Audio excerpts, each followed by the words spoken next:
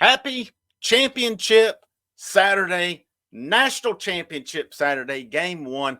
Still kind of in shock and disbelief in a respect because it's been so long that we're actually sitting here getting ready to watch the Tennessee Volunteers play for a national championship tonight, 7:30 p.m. Eastern time, about 8 hours from now after I release this video this morning. Fired up. Cannot wait for tonight. The only problem is we have another 8 hours to wait for it. For Tennessee baseball, the time is now. Just want to make this video. The time is now for Tennessee baseball, for Tennessee athletics. You can never take this opportunity for granted to play for a national championship. It's been since 2008 since any program in the Tennessee athletics has won a national title. That was the Lady Vols when Candace Parker was there. It's been since 2013.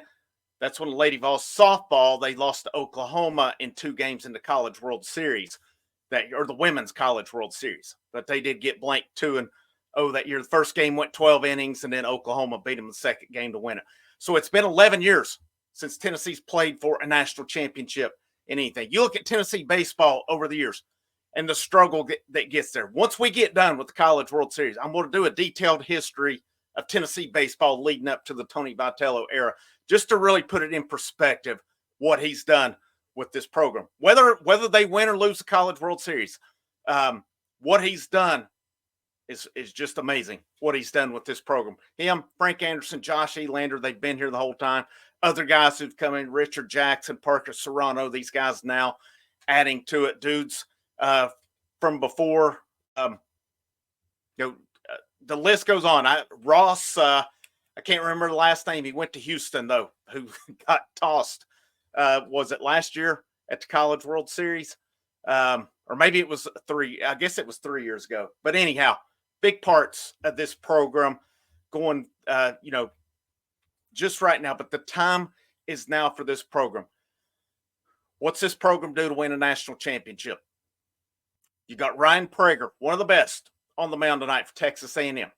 What I like, he's a left-handed pitcher. Tennessee's been wearing out. I wouldn't say they've been hitting left-handed pitching very well lately.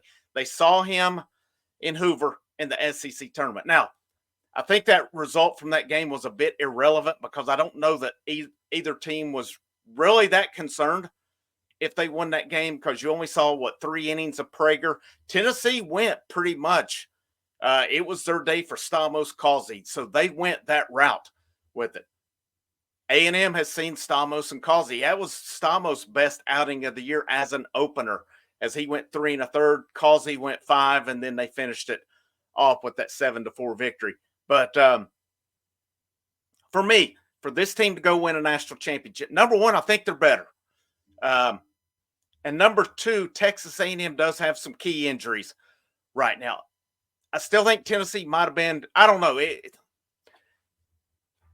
I think top to bottom, Tennessee a little bit better. But, man, I don't say that lightly because this A&M team, they are good.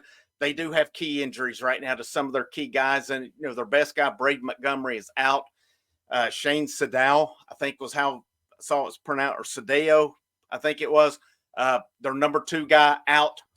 So if you can beat Prager tonight, and that bullpen's excellent for Texas A&M too. So it's not like it gets much easier even if you put Prager out of the game. They're going to be bringing good pitchers at you the whole weekend, and they're fresh as well, just like Tennessee's pitching staff is fresh also.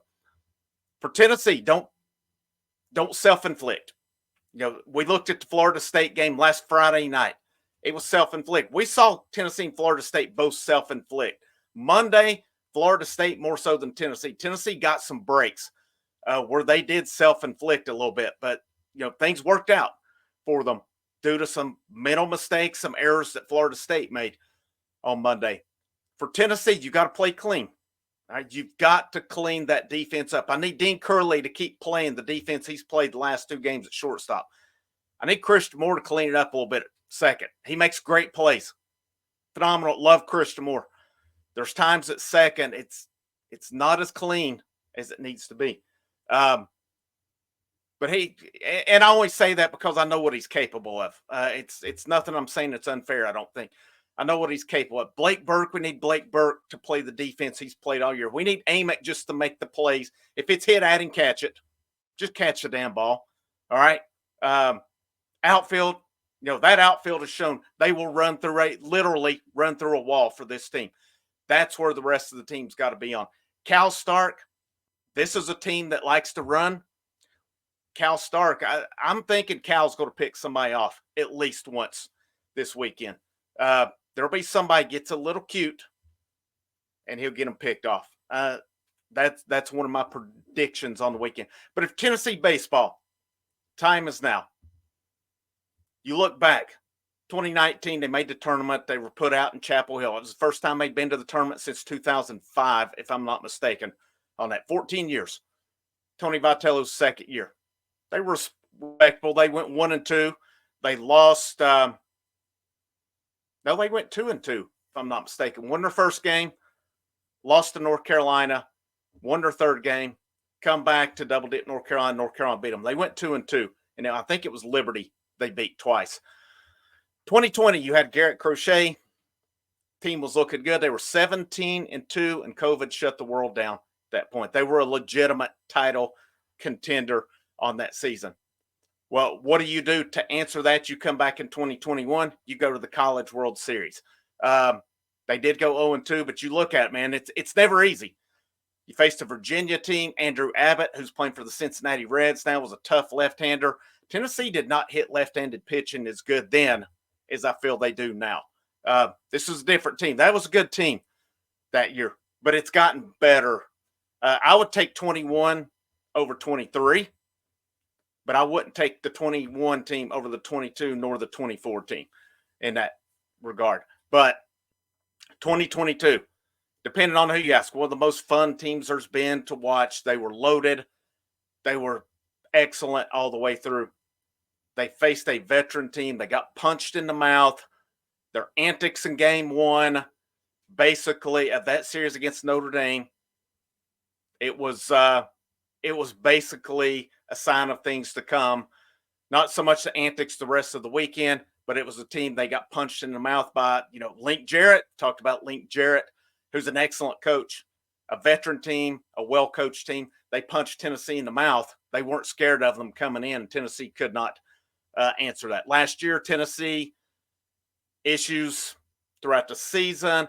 They get them corrected, playing their best baseball at the end of the season. They went out in one game in Hoover, was not a big deal at all. As then they go win the Clemson Regional. They go to the Super Regionals at Southern Miss, win that one in 3. College World Series, though, you saw Andrew Abbott in 21.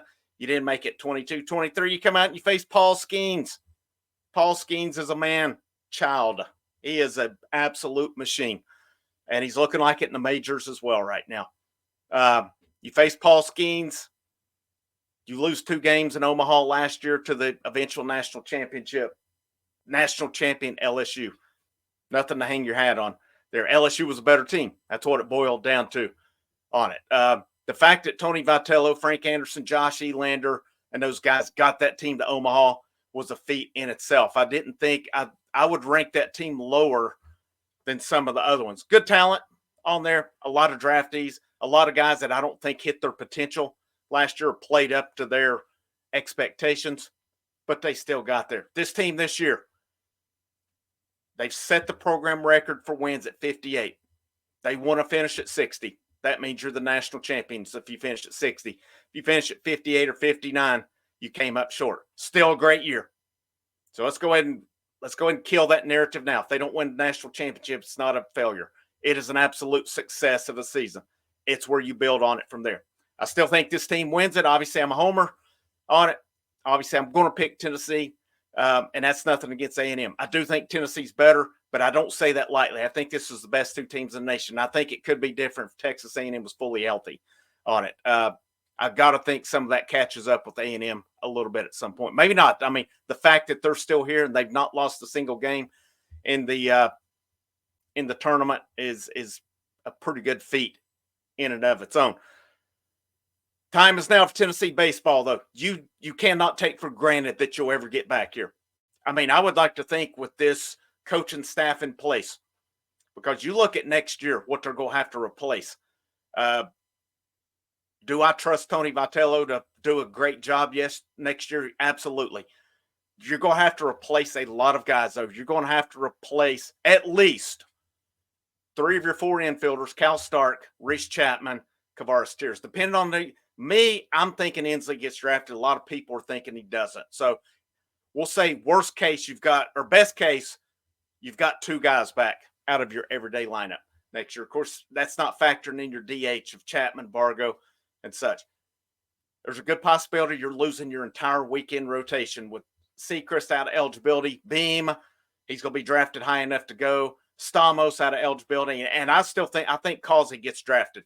I've seen mixed on that one, but I think when it comes down to it, Causey will get drafted and go. You're probably going to lose Aaron Combs to the draft. You are going to lose Cannell eligibility. You've already lost Matthew Dallas to the portal, which was a guy I thought maybe down the line. But I've read some things on him that they were talking maybe a little bit of shoulder issues in the fall. If you guys have heard me talk, especially in regards to Tommy John, teams are not worried when it's an elbow. It's when it's a shoulder they get worried. So if there's issues with that shoulder, that could be something to watch with Matthew Dallas moving forward with it. But based on the guys Tennessee is losing. Now, will they add through the portal? Yes, they'll add some good players to the portal. They have a loaded signing class signed. How many of those guys actually make it to campus and, don't get drafted? You don't know. Will Tennessee be back next year? Yeah, absolutely. This program's not going anywhere. Tony Vitello will sign an extension after the College World Series. He's not going to Texas or anywhere else. He's going to be at Tennessee for the foreseeable future. I think he'll be here for a while. We hope he'll be here a while as well. Right now, there's not a better job in college baseball. Currently, I'm not looking at historical. I'm not looking at facilities. I'm not looking at all that stuff. I'm looking at on the field. I'm looking at what they're putting into that program in Knoxville. Right now, there's not a better job in college baseball than Tennessee in terms of what they're doing on the field and what the trajectory of this program continues to be. The time is now for Tennessee baseball and Tony Vitello to get that national championship. This school, this athletic department needs a national championship. These players, a lot of these guys, this is their last opportunity. A lot of these guys, there's numerous guys who've been in this program for quite a few years now. It's their opportunity. You send a Kirby Cannell out, a Xander Sechrist, some of these guys, Cal Stark. Some of these guys, be pretty awesome to see them go out on top down here. For Tennessee baseball, play your brand of baseball. Don't self-inflict. Okay? It's natural to make mistakes. It's natural. You got to think you're probably going to see an error at some point. How do they answer that is going to be the key. Take what's given to you.